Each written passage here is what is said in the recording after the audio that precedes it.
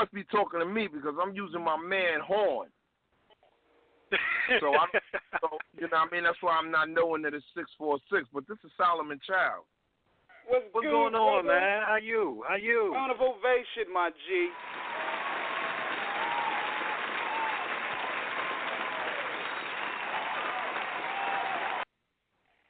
Yeah, Blog Talk been messing up a little bit tonight with the calls and everything. What's good with you, brother? Ain't nothing. I'm chilling. You know, my bad for calling so late. I'm in the jungle, man. So, you know, it's hard to, you know, sit down and, you know, actually be able to, you know, get a few minutes to talk and all that. You know, Man, it's all I do good, volunteer. brother. It's all good. We're happy to have you. Yeah, it's all. Okay, go ahead.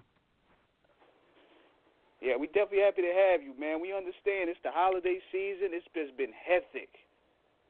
Mhm. It's just been a hectic season, so we definitely understand the grind and everything because it's a grind, though, man. But anyway, so what's good with you, man? How you doing? I'm maintaining. You know, I can't complain. You know, I'm just doing some volunteer work right now for the church. The church has they have a homeless program with 19 brothers, and you know, I'm just basically, you know, helping the church out, like, you know, do everything that I possibly could do, from, you know, fixing furniture to sweeping, mopping, taking out garbage, you know, keeping the facility clean. That's what it is, man. Wu Tang is not only for the children, but for all people in need, man. We look. That's the charitable. That's the most charitable from the heart, man. You know, your compassion and your courtesy knows no bounds, man. So so you know, just, you know, for all our, you know, audience out there, you know, tell us a little bit about yourself. You know, in terms of for those that are uninitiated and unorientated. About how you started off all the way to now. You got the floor. Just everything about you, your life story. Well, you know, I started off, you know, basically lip syncing New Edition and Michael Jackson. You know what I mean? You know, for my aunts and my uncles and, you know, my moms and all of them, you know, when I was like around probably 6, 7, you know.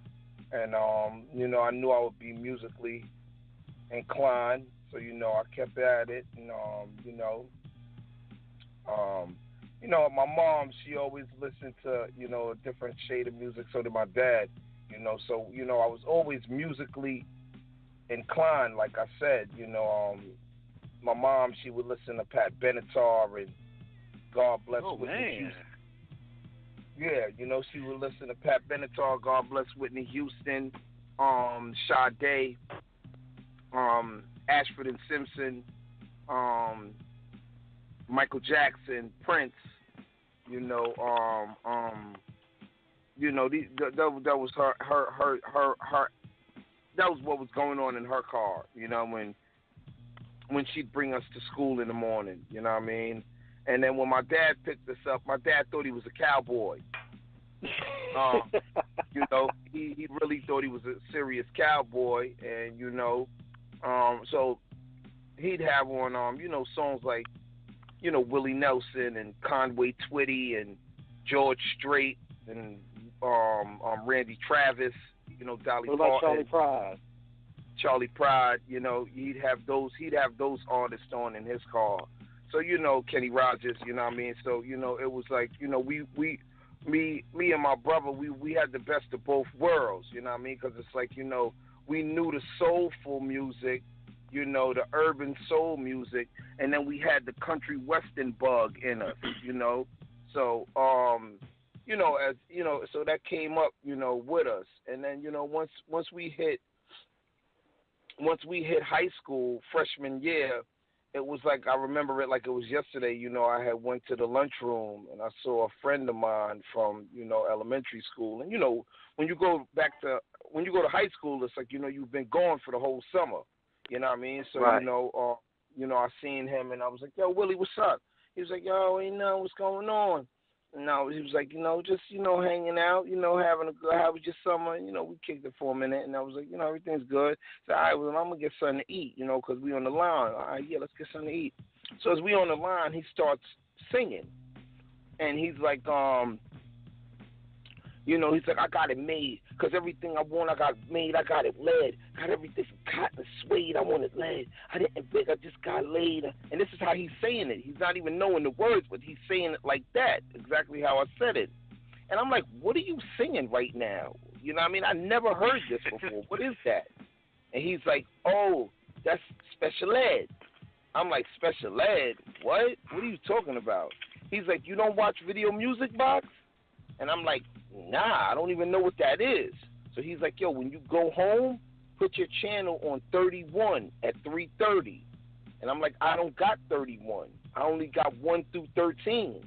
He's like, nah, you got to use that other button and put it on, put the top button on you, and then put 30, go to 31. And I'm like, oh, I was always wondering what the fuck was all them little numbers for. He's like, yeah, put it on you and then put it on 31, and at 3:30 it's gonna come on. So I'm like, all right, cool. So I get home and I put the shit on, you know what I mean? And I'm like, at the time, we babies, so it wasn't no cell phones, you know what I mean? It was barely beepers, you know what I mean? It was your house phone, you know what I mean? So, I put it on 31, and I'm like, there's no videos on, there's no music on. It's a white man with an afro painting a picture. And I'm like, what the fuck is this? And he's like, yo, so I call him. I'm like, yo, Willie, what is this? He's like, you got it on? I'm like, yeah, but it's some white dude with a blowout painting and talking mad quiet. He's like, nah, he's about to go off. He said, I'm going to call you back. Don't worry, he's going to go off. And sure enough, I sat there, and that shit just came on. And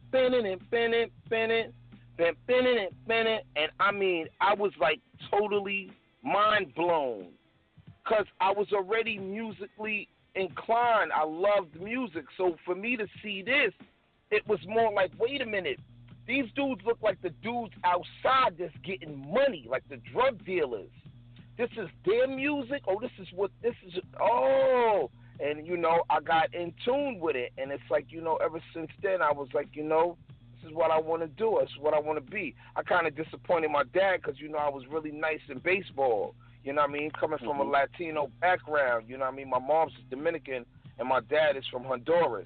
So, I was really, really, I could have went to the pros playing baseball. But, I gave that up. I was like, nah, man, I don't want to play no baseball. I want to rap. I want to be a rapper, and that was how it started for me. Definitely. First off, and when you said the white man with the afro, for our listeners, and this is way before their time, our peace and everlasting respect, in memory to the late, great painter Bob Ross. He had a show called Joys of Painting with Bob Ross. That was the gentleman that you... Oh, go ahead. Yep, that's his name, because I see Chia Pet. Chia Pet has got a Chia Pet dedicated to him for the holiday season right now. Definitely. And also when you said the U from where you turned it, I'm thinking that the U would be ultra high frequency, because I believe it was a public access channel, so that would have been on a whole different frequency from where the station would have picked up on. Because at that time, we didn't have, there was no cable. You know what I mean? There was cable. Get it twisted. There was cable, because my uncle was, he had the finer things, and they had some shit called WHT. Right. I mean, and that was cable. They had HBO. They had, WHT and shit. So, that was, there was that, but, I was in the hood. We didn't have that. Definite. Now you grew up on Shaolin, Staten Island. So you were around the same. So you grew up in the same area, and we're going to get to that a little later on. There was a certain group. There was a group. Some guy named Prince Rakeem, who later changed to RZA, who would go on to found one of the greatest hip hop crews of all time by the name of the Wu Tang Clan. Now, we're talking about right now with you in terms of your inception, your initiation into hip-hop, because you're seeing the actual visuals lived out on the street, you know, from the videos, from what you've seen real life on the street. So when that impacted you, was that rhyming bug, you know, when it hit you that you were like, was that your epiphany of when you knew you wanted to do that the rest of your life in terms of being making music? Yeah, okay. that was. I always knew that I wanted to do music, but you know, when I got a taste of that, because you know, if you could sing, you could sing. Right. You know, and you kind of know that from the gate. So I knew that. Well, I'm not no Bobby Brown. You know, I'm not no Ralph Tresvant. You know what I mean? I'm like, wait a minute, I can't sing. So you know, but when I saw them do rap, it was so intense. It was so like, wait a minute, this ain't nothing but swag. This ain't nothing but, and you know, we didn't call it swag at the time, but you know, it's like, you know, this ain't nothing but personality, and I have a lot of personality. So you know, I know that this is something I can do. Right. Now, definitely, when you're talking about the box, because I'm down here in Virginia, you know, my man's is in Cali. Yo, you still on the phone, cuz?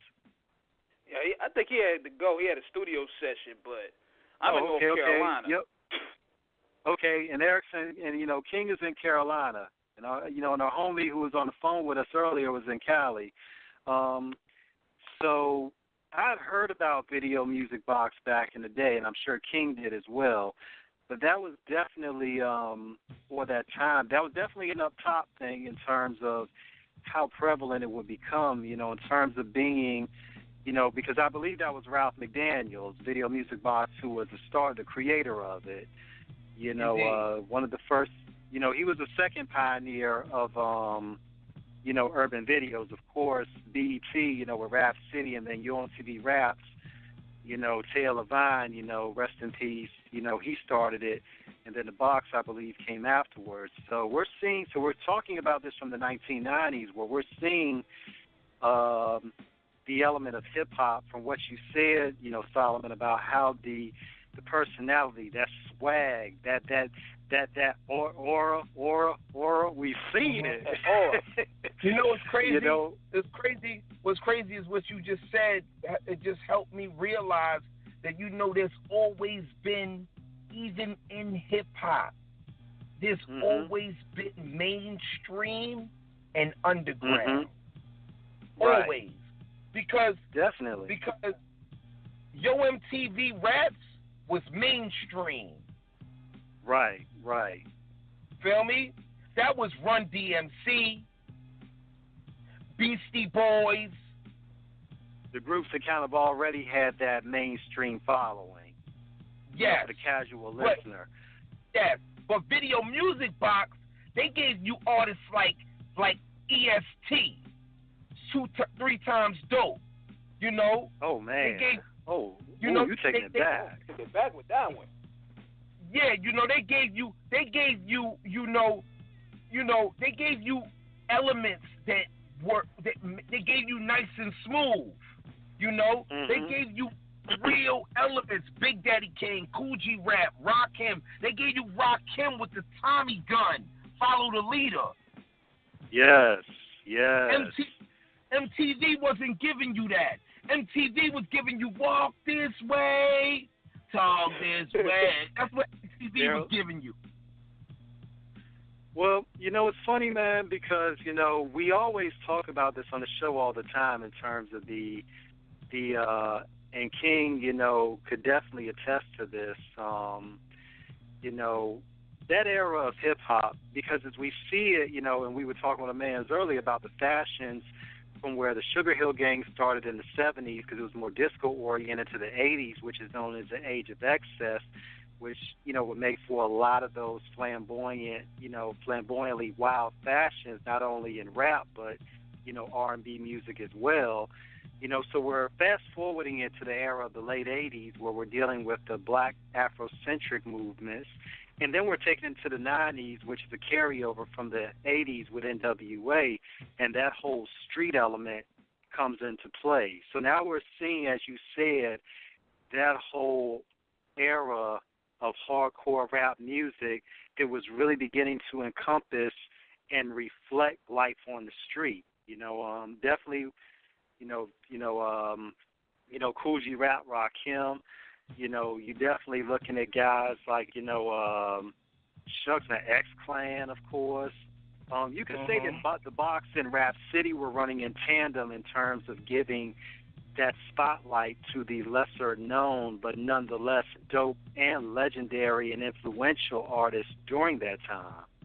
They were all that was the branding. They were always known as playing the videos because by that time, Run DMC, because Def Jam, of course, starting from '85, you had the Beastie Boys. Much respect. They're one of the pioneers, of really bringing it, crossing it over. LL, exactly, King, LL, Cool J. They were the first label to break it through. Russell knew what he was doing in terms of how him and Rick Rubin, how they calculated and how they cultivated that craft of expanding the culture for commercial success. Most definitely. Because that's everybody has their goat, and that's my goat. Well, definitely. Well, so in terms, huh? You said LL Cool J was your GOAT? Yeah, that's my GOAT.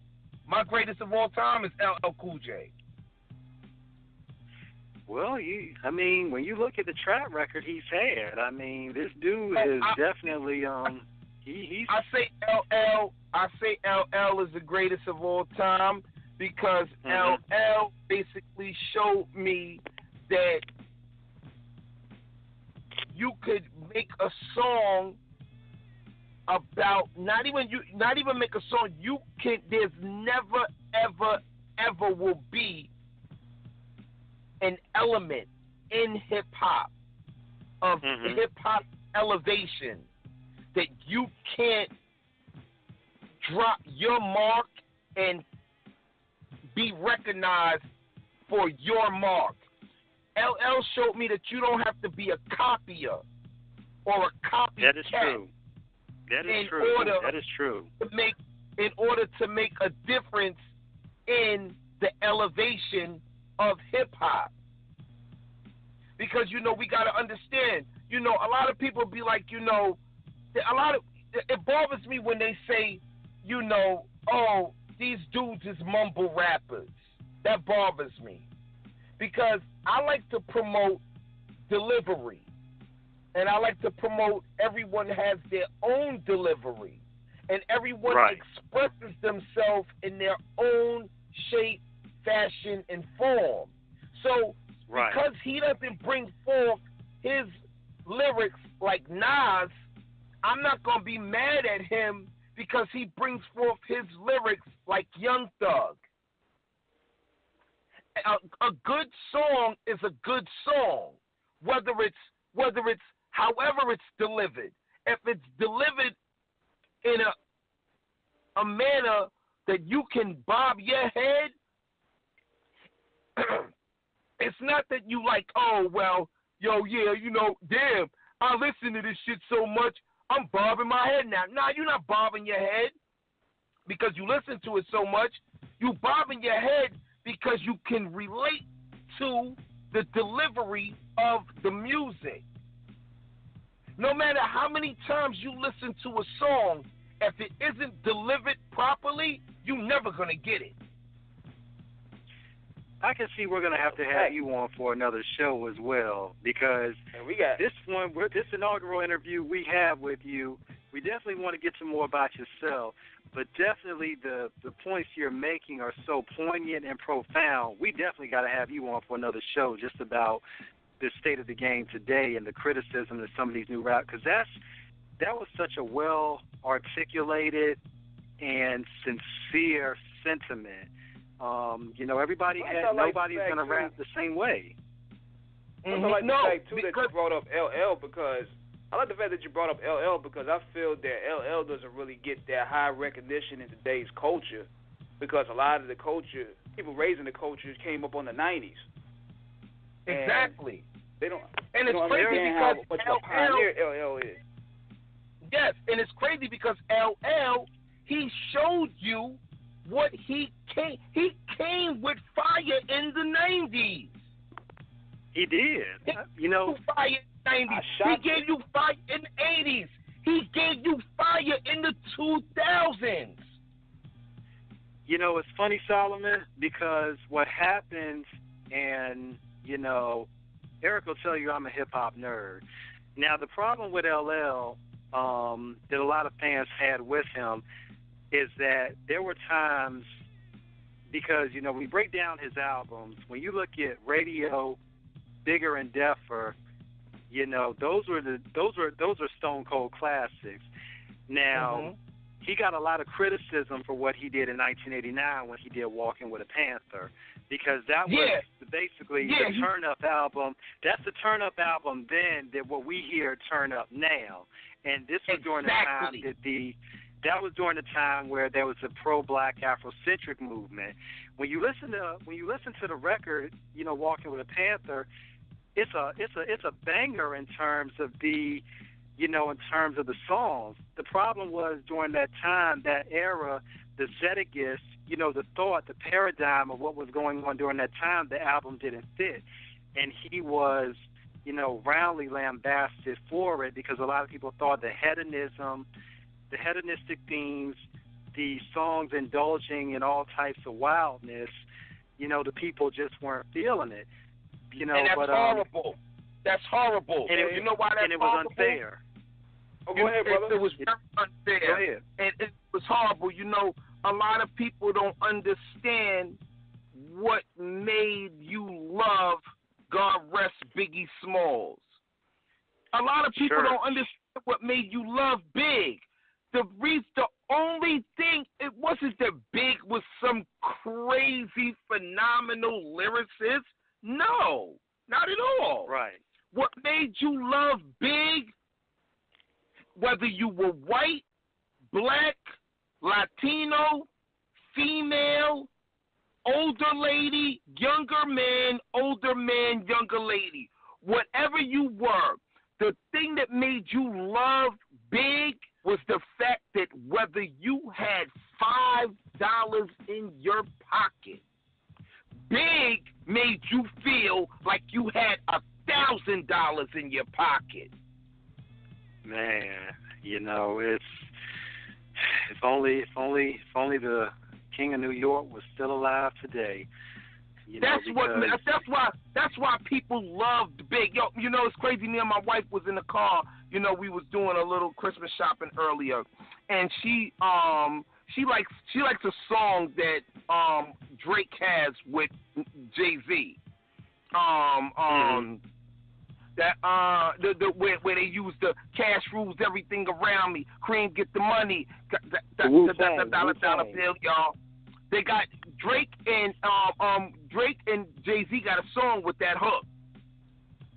I think it's called Cake. Mm-hmm. I think the song is called Cake. And in the song, Hove says,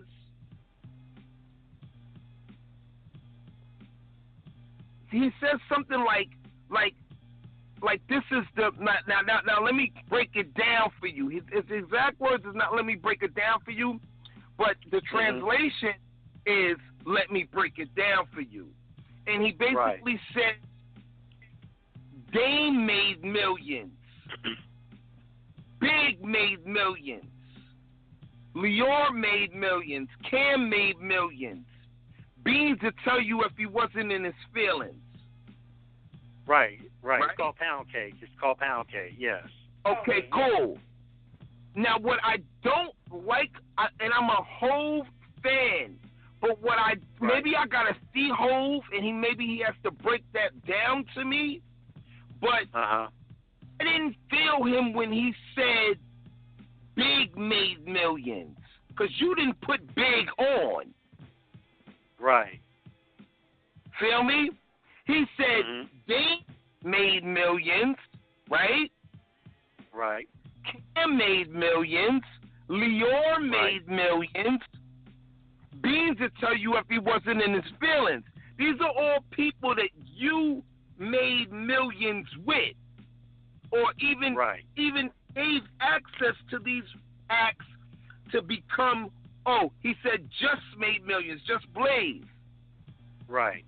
Because these are acts and people that you did music with to make that happen. But you didn't do anything for Big's career.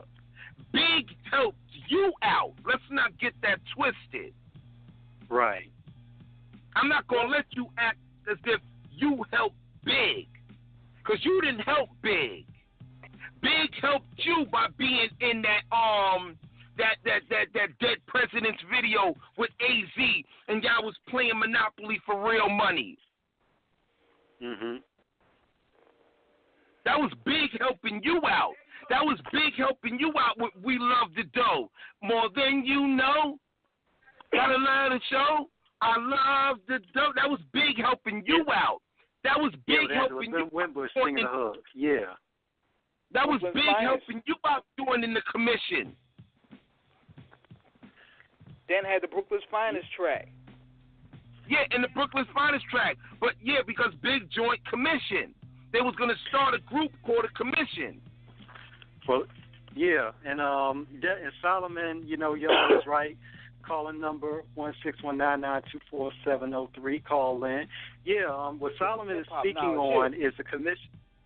Oh, come again? Yeah, I was just telling the audience that we getting a lot of hip hop knowledge here for real. So this is the best time to chime in. Yes, we are. What Solomon is referring to, y'all, is the commission album that was supposed to be with DJ Premier, Jay-Z, and Biggie. And that was supposed to come out, before Big's tragic passing in 1997. That was supposed to be the next project that they were all going to do, where it was going to be really those three heading up that project.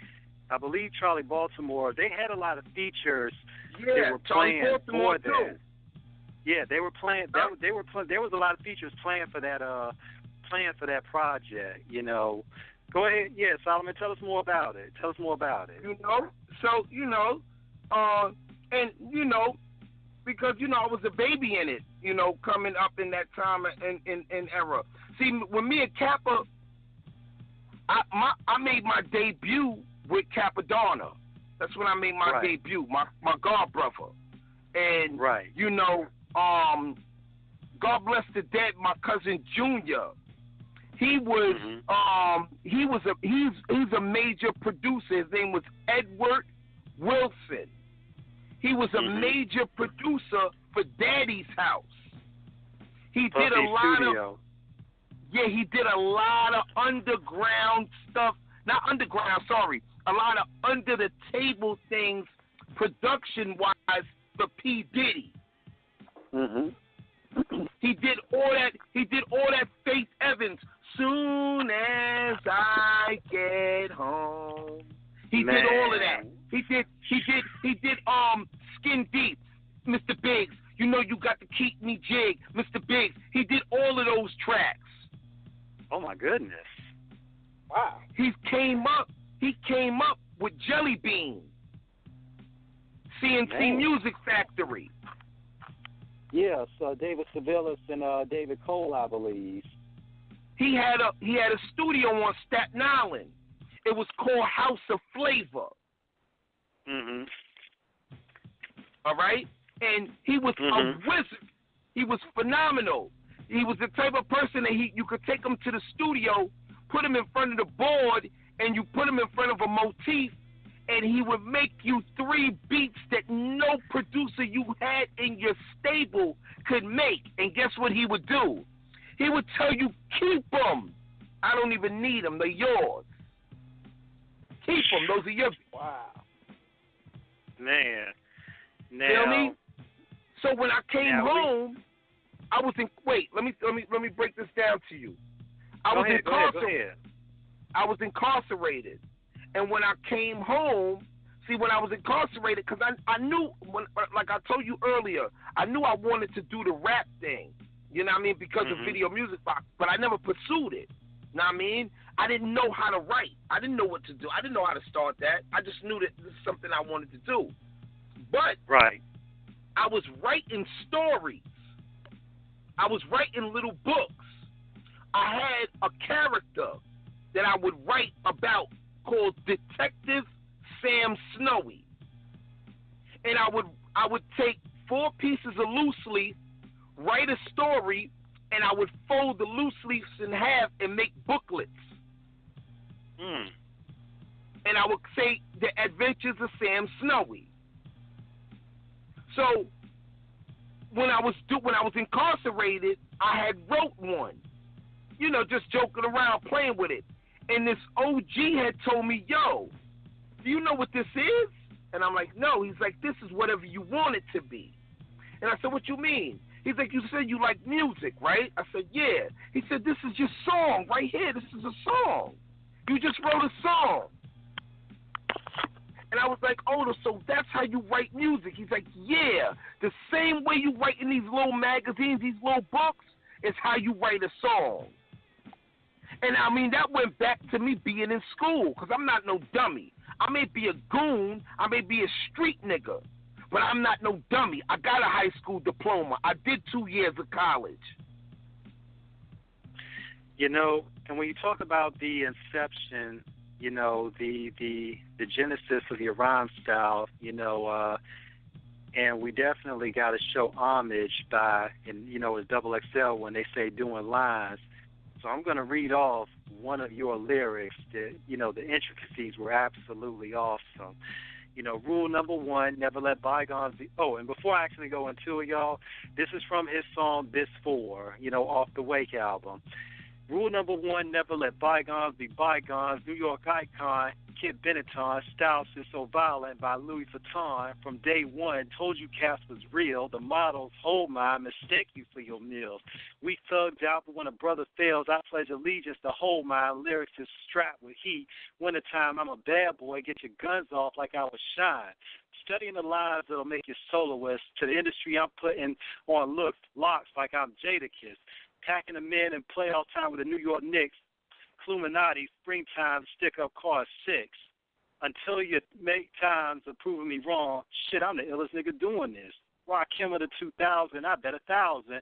Just to have project niggas hating and housing. Mama said, baby, you know they say the best for last. First album, 700,000 advance. Going for mine, I'ma die by any circumstance. Nobody move, nobody will get hurt. It's my time around. Ooh. Tell us about when you wrote that. I mean, that was like I mean, when I tell you I was in the belly when I wrote that, I mean, I was in the belly when I wrote that, you know. I mean, I was in, you know, I was just in a kind of realm, you know, where, you know, I was in a deep realm. You know what I mean? And, you know, everything in that song is, you know, I like to, it's hard for me to, I can't, you know, it's hard for me to write anything other than what I know and what I, you know, can be held accountable for. Because, you know, the OGs, I always go back to the OGs. I go back to my moms. I go back to the old timers on the blocks. I love to reference them because I'm not idiot. I listen, and they you know, it doesn't go in one ear and out the other. It's supposed to go through one ear and out the other. But what a lot of people don't understand, because a lot of people sometimes say, well, damn, man, this dude is overkilling me right now with knowledge, man. You telling me too much shit, OG. I don't really want to hear no more. The problem, B, is that you trying to intake everything. Everything is not for you to intake. You're just supposed to intake what is necessary, what you need to get you through your stage. Don't try to take on, don't try to, if you don't eat cornbread and they serve macaroni, cheese, yams, chicken, and cornbread, eat everything else and leave the cornbread behind. Brothers get the tendency to feel like they got to put the cornbread on their plate because it was served. That's deep. Y'all, I don't think y'all really understand what this man was really saying in terms of how genius that was with that analogy in terms of intaking and then the food that's on your plate. You eat what's necessary, but you don't have to eat everything that's there. Oh my God, that was deep. And we got a little bit of time, but definitely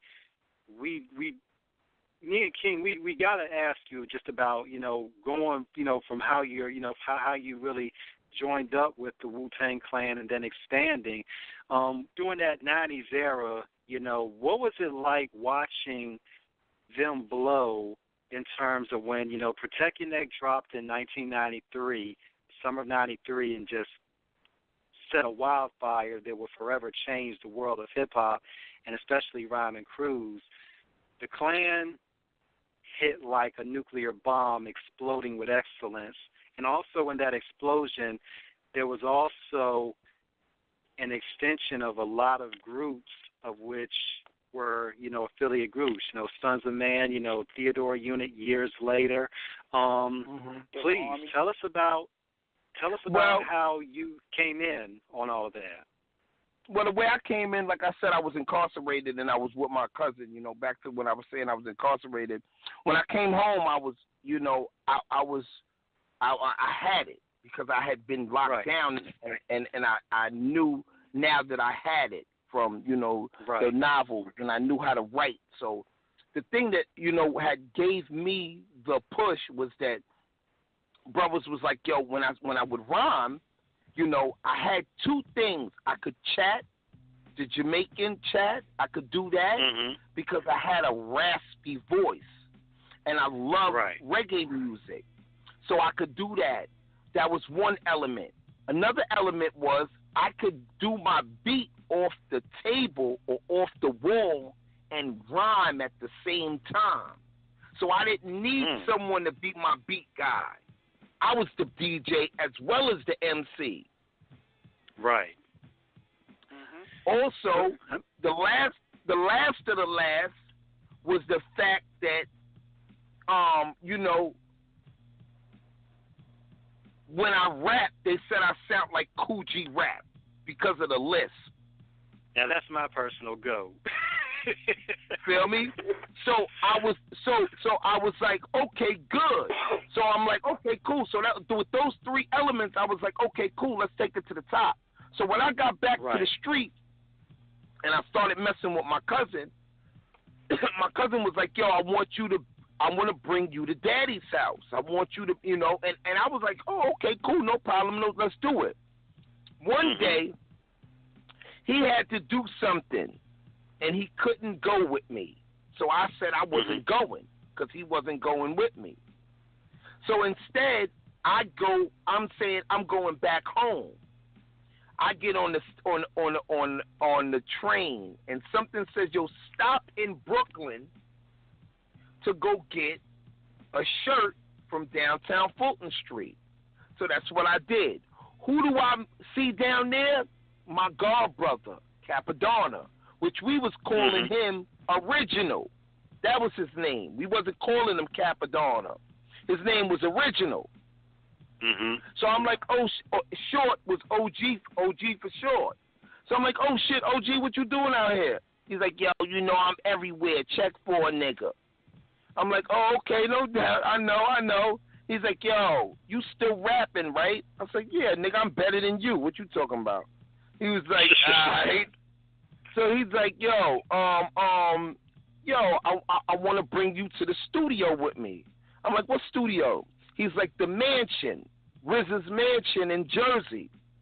I'm like, oh, all right, cool, let's do it. And we went to the mansion, and we did the pillage, and that was the start of it all. Man, that's that Park Hill right there. Yeah, once we did the pillage, that was it. That was it. That was it right there. And ever since then, I just been melting microphones. Ever since then, that was how I came through the game. And my cousin Junior, God bless him, he was pretty upset because he didn't want me to be with Wu Tang. He wanted me to kind of go on a mainstream level, but he didn't understand that I already had that. I had mainstream as well as underground. So I'm like the both worlds. Even to this day, feel me? Because I started so young. I started when I was 14. So I'm still a baby in the game. I'm only 36. Right. Feel me? So I'm still at that realm now where I'm like the YGOG. Because I've done seen everything. Yeah, I mean, 14 and you started out, man. Yeah, so I've seen it all and done it all. You know what I mean? It's crazy because when I came in the game, me and Cap came in with the locks. Mhm. When we started, the locks started. So I'm telling you, I'm not too far from I'm not too far from this tree of that mainstream. But if I know you didn't ask me, but I would like to say this before you do ask me because I know it's always a question that most people ask. My advice for artists that are looking in this day and age: be yourself. You don't have to sound like nobody. Make your music.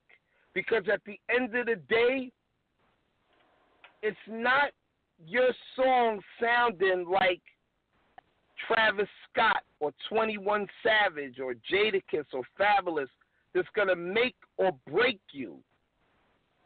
It's the hard work that you put in to create that lane that's going to make or break you.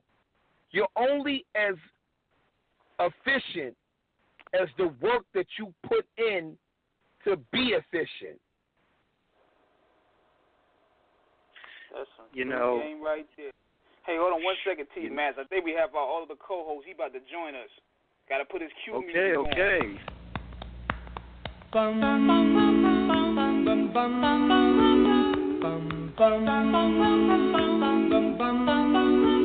Mr. Sandman, bring me a dream. Bum bum bum bum. Make him the cutest that I've ever seen. Bum bum bum bum. Give him two lips like roses and clover. Bum bum bum. Then tell him that his lonesome nights are over. Sandman, I go alone. Bum bum bum bum. Don't have nobody to call my own. Bum bum bum bum. Please turn on your magic beam, Mr. Sandman, bring me a dream. Bum bum bum bum bum bum bum bum bum bum bum bum bum bum bum bum. Mr. Sandman, bring me a dream. Make him the cutest that I've ever seen. Give him the word that I'm not a rover. Then tell. He's here. A little bit. Yep. You there, brother? 1 2 1 2. He is here. Sandman. He's about to sprinkle some more wisdom in the game. Yeah, we got my man Solomon Childs in the building, man. He's dropping us some hip-hop jewels here. Exactly. I just want to wish everybody a Merry Christmas. That's, first and foremost. This is awesome right now. We got Solomon Childs in the building. I wanted to say, what's going on, Solomon? How you feeling? Peace, my brother. How are you? I can't complain, man. I got a punk-ass toothache right now, so I'm drinking away the pain. Oh, okay. I know something better for it, though. What? The dentist. Oh, hell yeah. But I wish I had a 24-hour dentist. Like, I know 24-hour. There ain't no 24-hour dentist over here, so I gotta wait. I remember them days of pain. I remember them days of going through that pain with them wisdom teeth, and I would just, try to smoke it off and drink it off, but boy, when they took them out, boy, I was like, God damn, if I would have just knew. And that's the thing. I had got that shit taken care of from when I was younger. I had braces and the whole everything. And I'm still going through the bullshit. I don't know, B. Like, I think I'm part T-Rex or something in my fucking gene pool or something. But we're not talking about my teeth right now. We got Solomon Childs in the building from the Wu, and from Theodore is in the building right now. Yeah. I wanted to ask you something, as a matter of fact. I know, everybody done asked you a whole lot of questions. I don't know if they asked you this. Like, how did the concept of Theodore unit come up? Like, because, that's a pretty peculiar name for, like, a group. So how did that name come about? I think that was a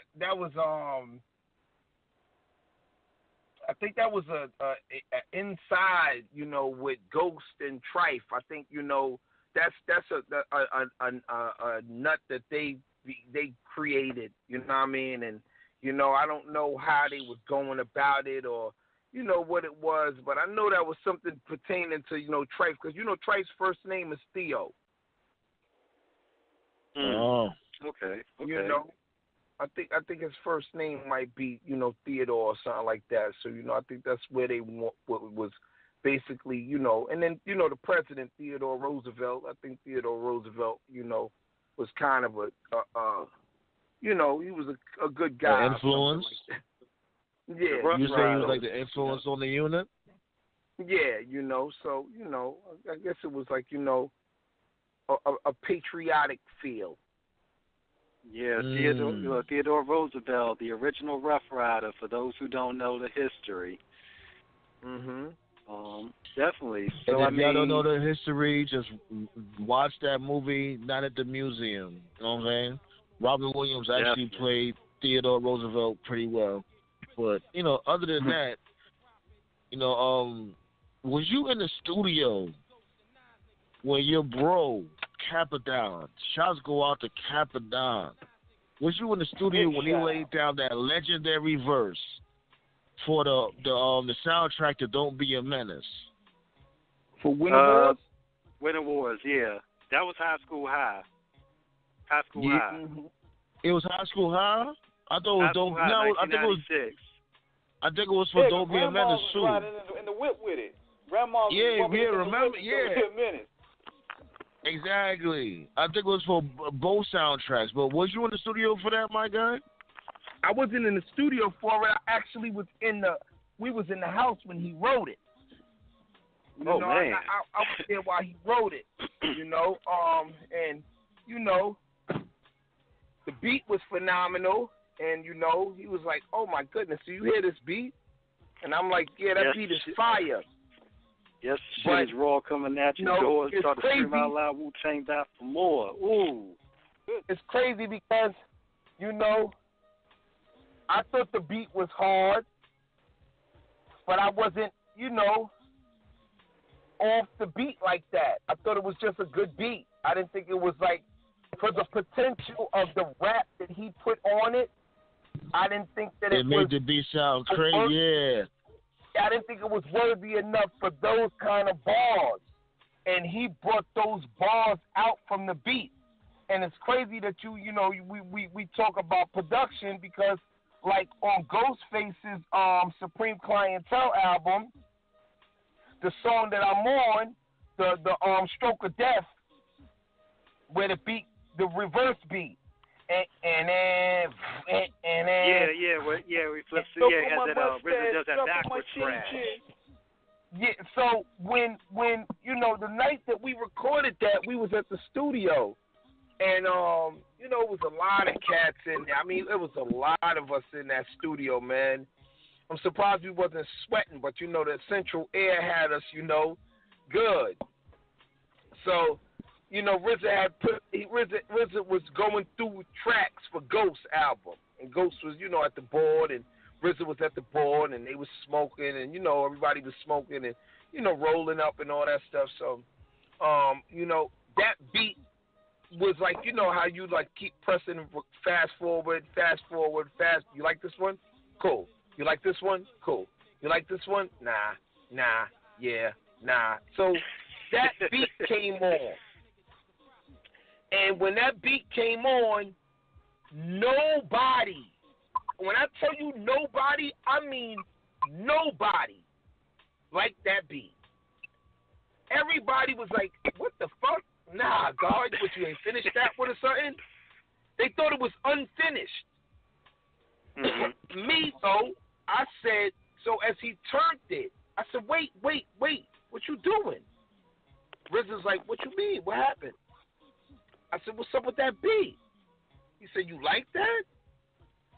So Ghost was like, you don't like that, man. I'm shocked RZA actually was questioning something like that, because all due respect, but you know, RZA, he'll come out of nowhere with certain beats, certain lyrics. You be like, what the hell?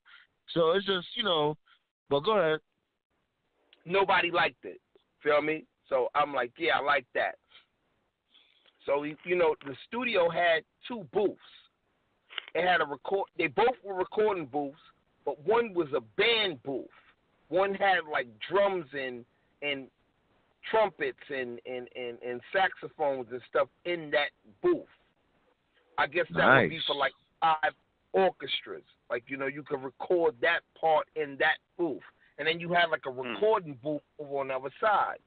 So he was like, yo, I'm going to set you up in the band booth and let you listen to it and see what you come up with. I was in that booth for about 10 minutes. No lie. 10 minutes. I came back out. They was like, what happened? I was like, oh, I'm finished. He was like, get the fuck out of here, you finished, man. Ghost was like, yo, what you mean? All right, let me hear what you got. He cued me in the recording booth. Solomon Mark for life, a million to life, thug for life, forever eyeing the kid. 89 stick-up kid, king of New York. Regulate your party. Daddy hard body, body breaking guard body. Smooth like a leather bop. 83 hip-hop. Top of the world, get it Rizite. Dick to your Wizite. Murder cats for the right precise. 456 on the Dizice. This is real Lizite. Ain't nothing sweet, God. Sit down and think it through, God. Cause coming on out of your face and get you clapped, God. Taquito came in the booth before RZA even turned it off. She ran in the booth and said, you are now listening to Supreme Clientele. Now that record, Supreme Clientele was crazy. Ghost was like, yo. Ghost said, yo, Ghost stopped every other song that they was doing. They was like, yo, turn everything else off. Track this song right now. This is what I'm working on tonight. And after that, after Ghost said, I'm track this, I'm working on this, RZA said, yeah, I want to do a verse to this too. And that's how we made that song. Me, RZA, and Ghost.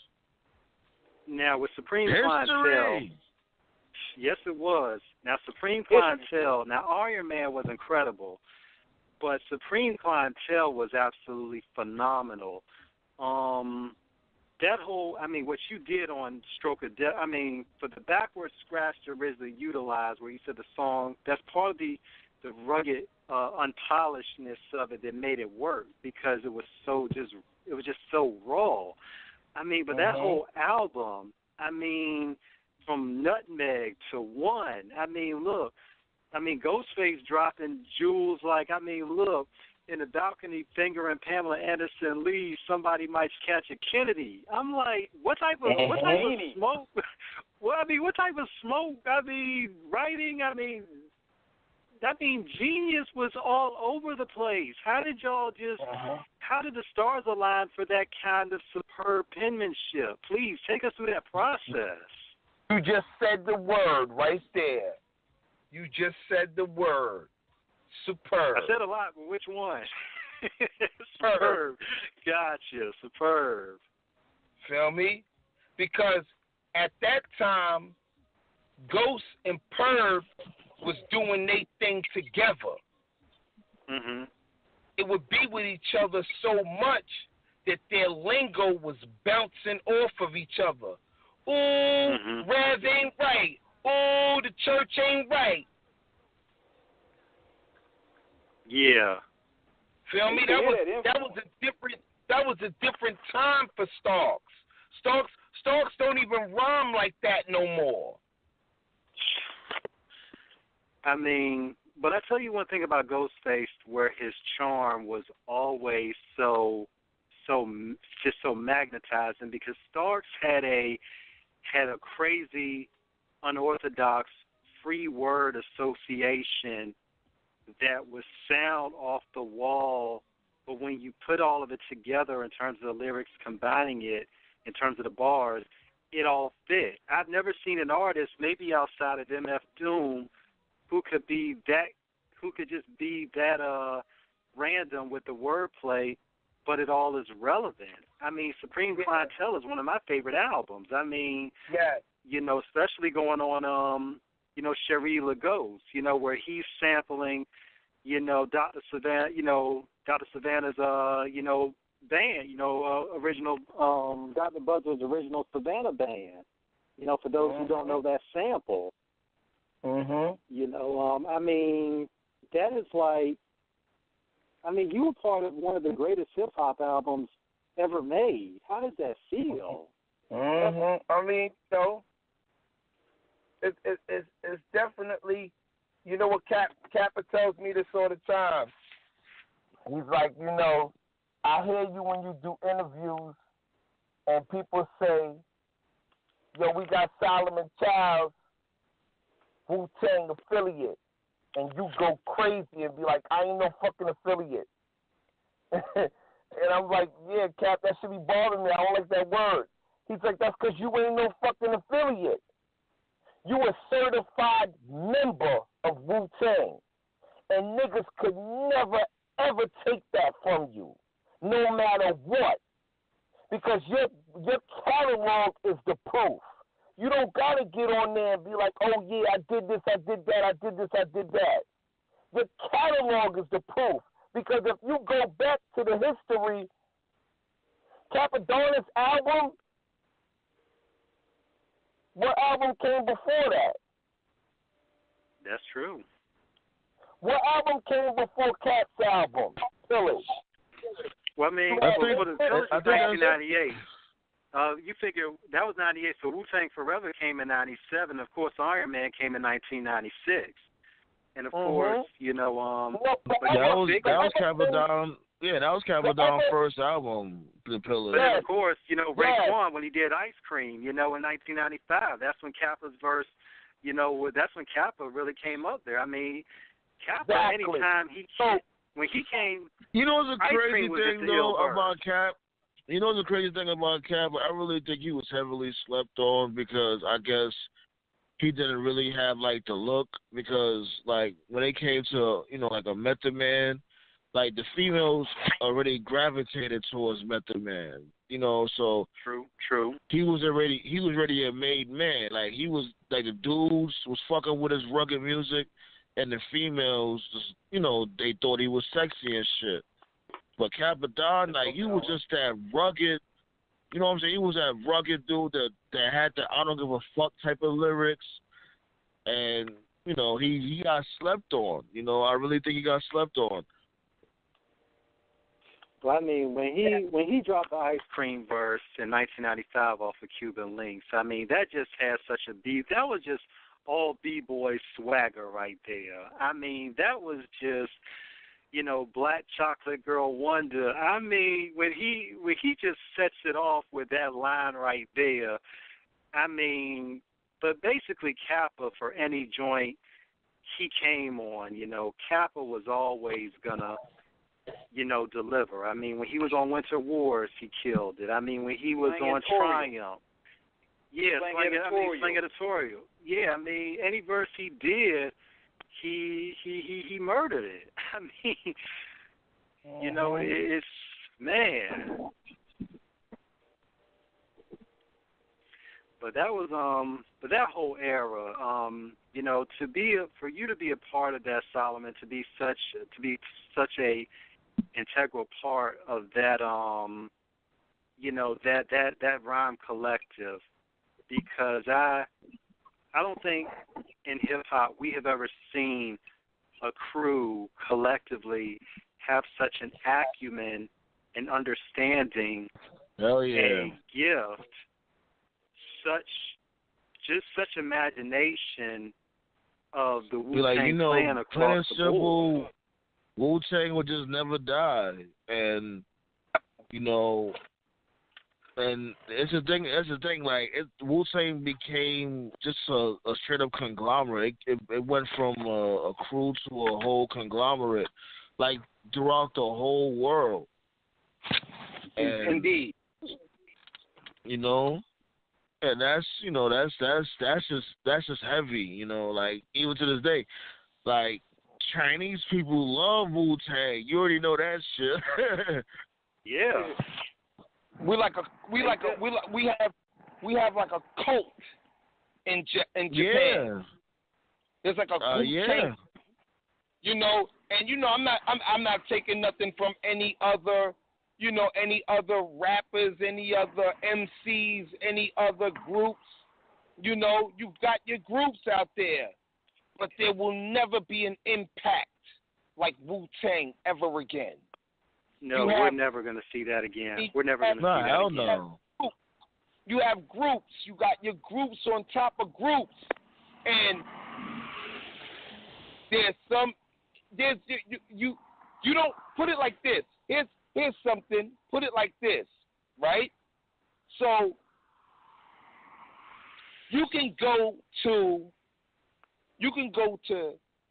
Germany, and you could create 20 shirts that say Bad Boy Entertainment on them. You could create 20 shirts that say NWA. You could create 20 shirts that say Rough Riders. Another 20, the Locks. Another 20. Blase. The only shirts that would maybe stand the time of sales with a Wu-Tang shirt would be maybe Tupac. That's true. And Death Row, possibly. No. No Death Row. No. Okay, gotcha. No way. Tupac, yes. And I'm going off of that Tupac picture where he's throwing up the West Coast sign and he's sitting down. I think that's the All Eyes on Me picture. Yeah, All Eyes on Me. Yeah. That's iconic. That's an iconic picture. So now that picture and the Wu-Tang sign, nothing is selling out more than that. It's funny, man. You could go ahead. You could bootleg T-shirts and feed your families with the bootleg T-shirts of those groups. The T-shirt doesn't even have to be authentic. They could be iron-ons. It's a funny thing. I don't mean to cut you off, Solomon. That's a funny thing that you say that because, it's a lot of people out there that'll claim that they're down with Wu-Tang, and they'll get away with selling certain types of merch. Yes.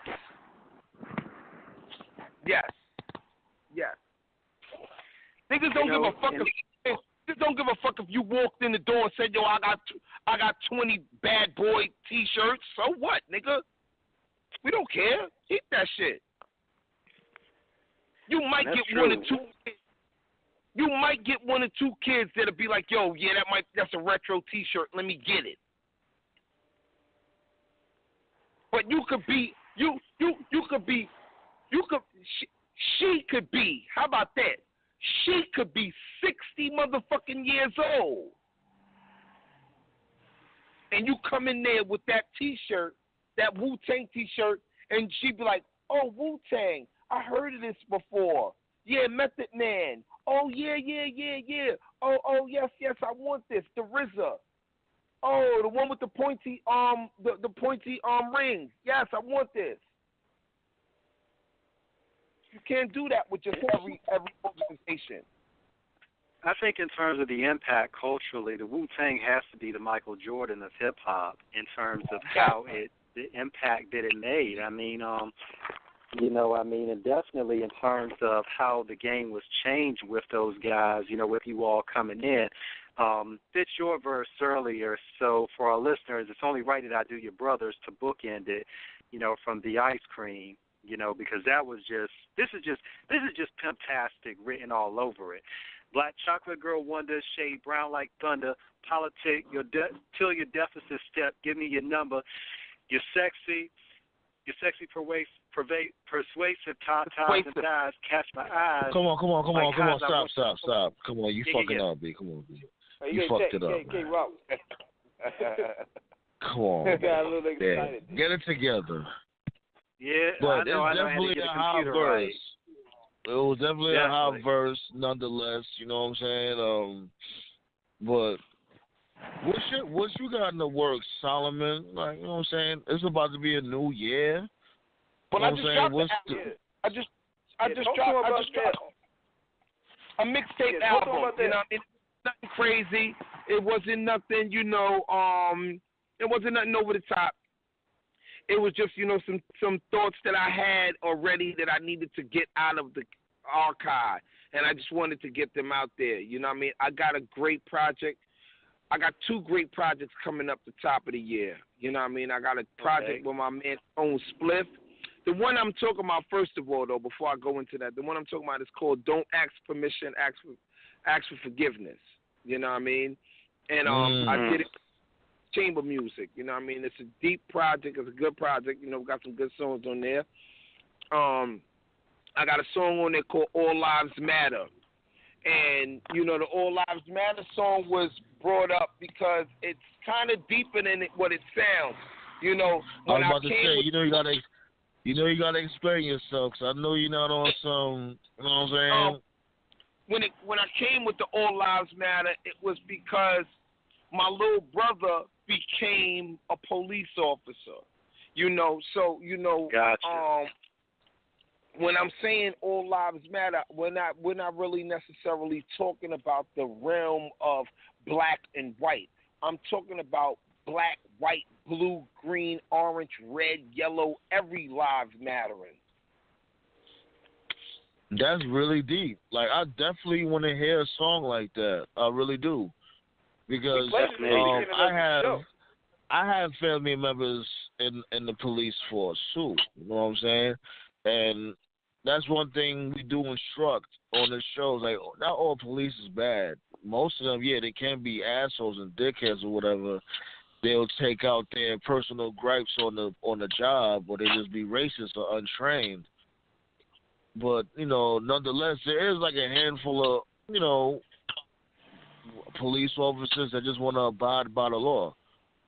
Yeah, I think when you guys hear it, because I sent my homegirl some songs, you know what I mean? So I don't know which one she sent y'all, but we played it in the beginning.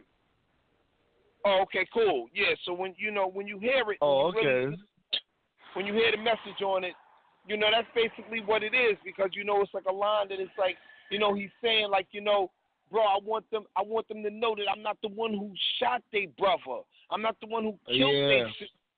You know what I mean? I'm not the one who. That's not me. That's not who I am. I'm a good dude. You know what I mean? I'm not the one who did any kind of, you know, negativity or anything like that. You know, because it was all good when we was in the staircase and we was smoking weed together or we was drinking together. You know what I mean? I was down then. But now because I graduated the police academy, now I'm not cool anymore. Now we not friends no more. Nah, I don't want you to look at it like that. You know what I mean? So that was kind of like the message that I wanted to bring forth, because I have a lot of family that's on the force. And when holidays and stuff come, they at the PlayStation, they at the Xbox with us. We not looking at it like, oh, he got the badge, he can't be over here. We not looking at it like that. We looking at it like, oh, okay, that's Richie. You know what I mean? Oh, that's Johnny. You know what I mean? Yo, I got next. What you want next for? You ain't nice. You know what I mean? We not looking at it like, you know, they're not just still the same person that they were before. And I just be wanting people to realize that we don't always have to look at it like, you know, listen, man, the other night I was in a soul food restaurant, and 2 black female police walked in, and I was in there with my wife. My wife was like, look at you. I'm like, look at me what? What are you talking about? She was like, nah, them bitches was bad. And I was giving them they was giving me rhythm like we was all, like it was like we was at the club though. Because they was like, yo, it's funny because you're not even looking at, it's like you're looking past the suit right now. And we would appreciate if so many more people looked at us in that fashion and looked past the uniform. That sounds like how a porno flick would start off. That sounds like how a porno flick would start off. Yeah, you with your wife, and then 2 female officers is looking all sexy, just walking towards y'all in slow motion. Mhm. That sounds like some Pornhub type shit. Yeah, you know, so beginning stages. You know, so that was you know. So how are you doing, like, health-wise, man? Because we know that we know that you went through a shooting situation that happened like a year ago. So how you doing health-wise? Mm-hmm. Well, you know, every day is you know, constant elevation. You know what I mean? I'm back to working out twice a day. That's good. You know, calisthenics in the morning, and you know, free weights in the evening. You know, whether, you know, whatever I'm working on, whether it's the arms, whether it's the back, whether it's, you know, whatever I'm working on, I work on that, you know, during the nighttime. And then, you know, during the daytime, I make sure that I do a consistent program of, you know, pull-ups, push-ups, dips, and sit-ups. You know what I mean? And you know, once in a blue, I do squats. You know what I mean? So, you know, you getting it in, brother. Like, I ain't gonna lie. All that shit to me, I would have been like, man, look, fuck all that. Like, I'm allergic to working out most of the time. I might lift a couple of weights here and there. This dude said he's doing dips and chin-ups and push-ups and pull-ups with a bullet in them. He a soldier, like. Listen, I told myself that, you know, the Lord, he gave me the strength to stand up, so I'm not going to lay down. You know what I mean? And it was nice. like, you know, I mean, shit. I got shot December 10th. I got shot in my neck and in my back, you know, and Jesus. You know, I mean, shit. Yo, man. I hit the 10th. Yo, it's awesome that you're talking to us right now, man. That is wow. Whoever that was really trying to take you out. So it's definitely a blessing talking to you right now, you know? That was the devil that tried to take me out. That was who that was.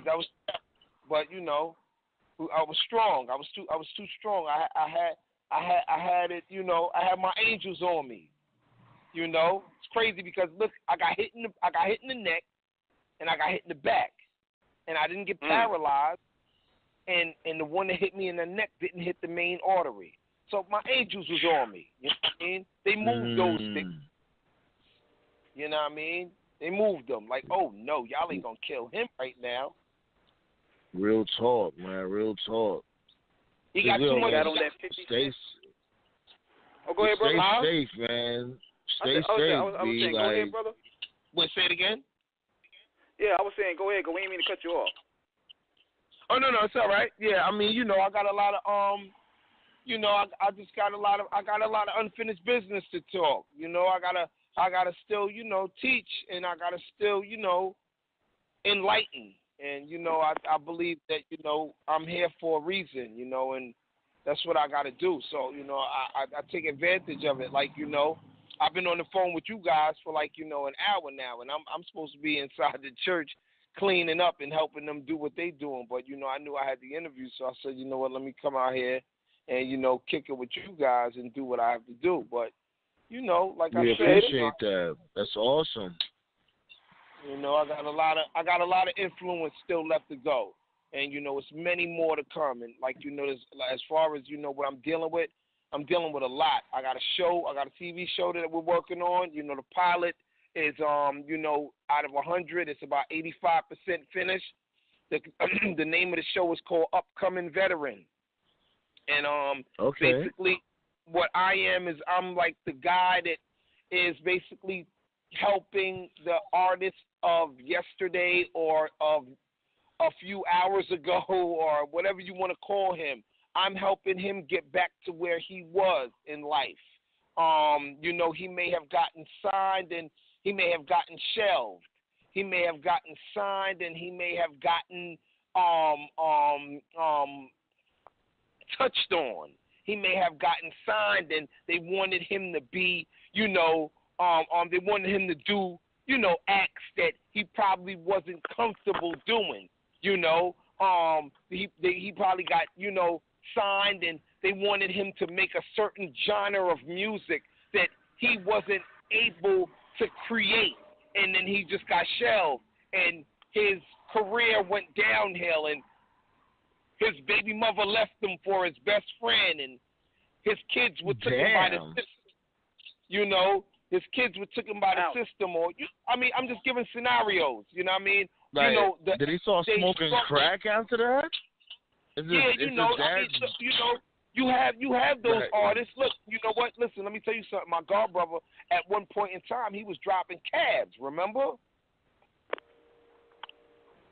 I know you guys. You know, Cappadonna was driving cabs at one time. Yeah, he talked about that at one time. You know what I mean? So you know, you can always be at the top and then fall.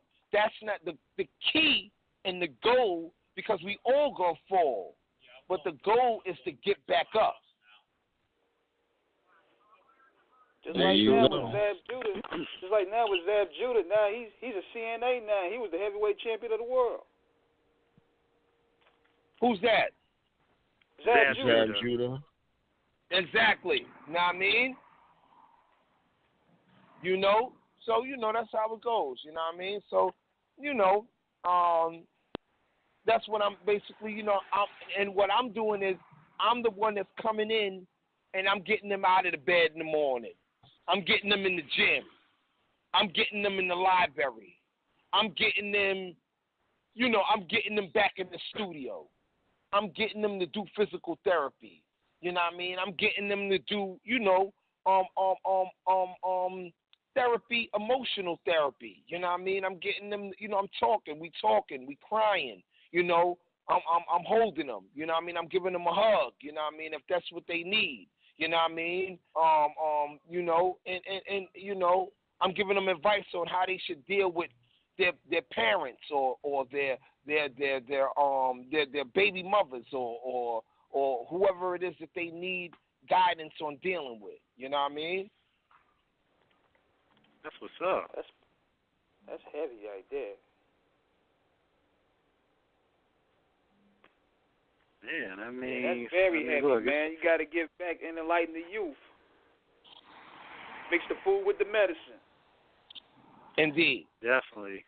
And I mean, you definitely have a divine gift that you have imparted so graciously to the next generation. It's definitely the angels, on your shoulder, and the divine power of the most almighty God that has enabled you to still be here on this earth, to be so excellent in your existence, Solomon. I mean, you please keep doing what you've been doing. Don't stop doing it. And, stay in inspiration, man. Stay in inspiration. Indeed. Yeah, man. You have any shout outs you want to give out before we dip up out of here?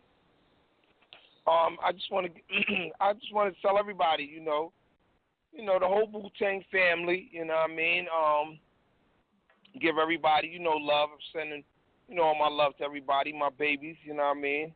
I know they ain't hearing me right now, but, I'm sending them some love and all of that. And, anybody who... Oh, you'd be surprised. You'd be surprised. Of Solomon Childs and his music and his network and, his grind and his hustle, and I appreciate you. Yeah. Yeah, buddy. And I want to shout you guys out. I want to thank you guys for having me. And be sure to cop those Definitely, new albums when man. they drop. Yes, cop that new album. You know what I mean? Don't ask permission, ask for forgiveness. Chamber music. Definitely. Chamber music with a K. So it's www.chambermusic.com. Gotcha. Feel me? Don't ask permission, ask for forgiveness. Check it out there. iTunes Store. All those stream networks you could purchase it on. There you go. There you go, brother. It is. Yeah, you definitely welcome back, man, because a lot of the hip-hop insight you've been dropping on us, it requires for a sequel sometime in 2018. Yes, it does. Definitely. Man, I mean... Yeah, man, we definitely appreciate you joining us, brother. Hold it down for us. Yes, we no do. question. Thank you. You know what I'm saying? Stay healthy, my guy. You know what I'm saying? Keep up the workout regimen, and we hope to hear from you again. Okay, definitely, y'all. It was nice speaking to y'all, man. Look, You already pleasure having you. Thank you. All right, One peace. love, brother. Peace. One love. Yes, indeed. That was Solomon Childs, y'all, giving us that hip-hop wisdom, mixing that food with the medicine, and we're continuing to provide that unfiltered hip-hop commentary that you would love to hear every Friday night. We're always here live and direct, so, man. And make sure y'all definitely check us on YouTube, man. Off the Cuff Radio. Yeah, we're on getting YouTube. more videos up there now.